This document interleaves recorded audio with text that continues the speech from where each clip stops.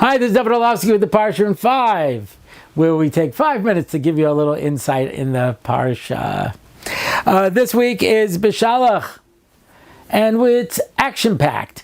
The Jews come out of Egypt. We have cherished Yam Suf. We have the mun. We have the water, the bitter waters. We have the Mei Meriva. We have at the very end of the Parsha, Amalek attacks. And Moshe tells Yehoshua, go out and fight Amalek, and I will do my part. And he goes up onto the mountain nearby and lifts his hands up into the air. And Aaron holds one hand and Hur holds the other hand. And as long as Bnei Israel looked at the hands of Moshe, it reminded them to look up to heaven and Hashem would save them. And if they looked away, then they started to lose the battle. This is not the first time that we find this concept. The Mishnah in Rosh Hashanah says there's another one. And that's in Parshas Chukas, when we got attacked by the fiery snakes. So Moshe made a copper snake and put it on a pole and hung it and stood up to it. And it said when the Jews looked at the snake, so it reminded them to look up to Shemayim. And when they weren't looking at the snake, to remind them to look up to Hashem, to look up to heaven, then they died from the snakes. So the question is obvious. Why didn't he just use his hands again? Worked the first time. He says because in Parshas Chukas, Hur was killed. You know, Hur was killed by the Egel, and they wanted him to build the Egel. They murdered Hur and forced Aaron to do it. And Aaron dies at the beginning of Parshas Chukas.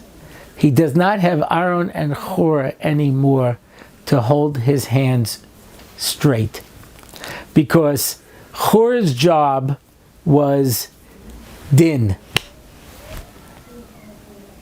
yira, or, and Aaron was ahava, love, rachamim, mercy. He made peace between people.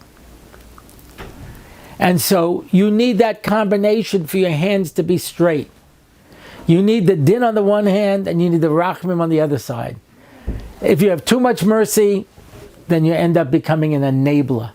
And if you have too much din, then you end up judging people and it becomes too harsh and you can't have an existence.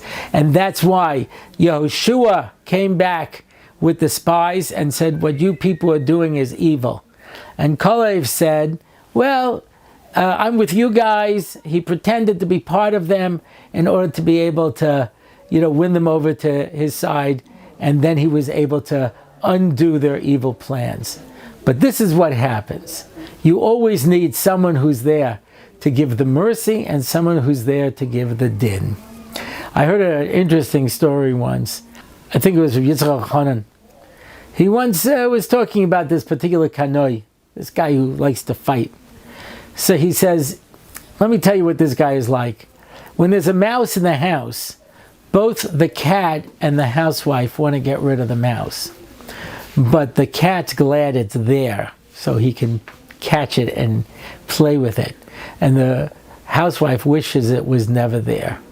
And I said this to a guy who was being a kanoi once, and he said to me, that's true, but you also need cats. Well, I don't know if you want to be the cat or if you want to be the housewife. I don't know if you're going to be Hur or you're going to be Aaron. I don't know if you're going to be Yehoshua or you're going to be Kalev. But understand there has to be somebody who's going to work with the people and someone who says this is wrong, Rabbi Isai. Have a good Shabbos.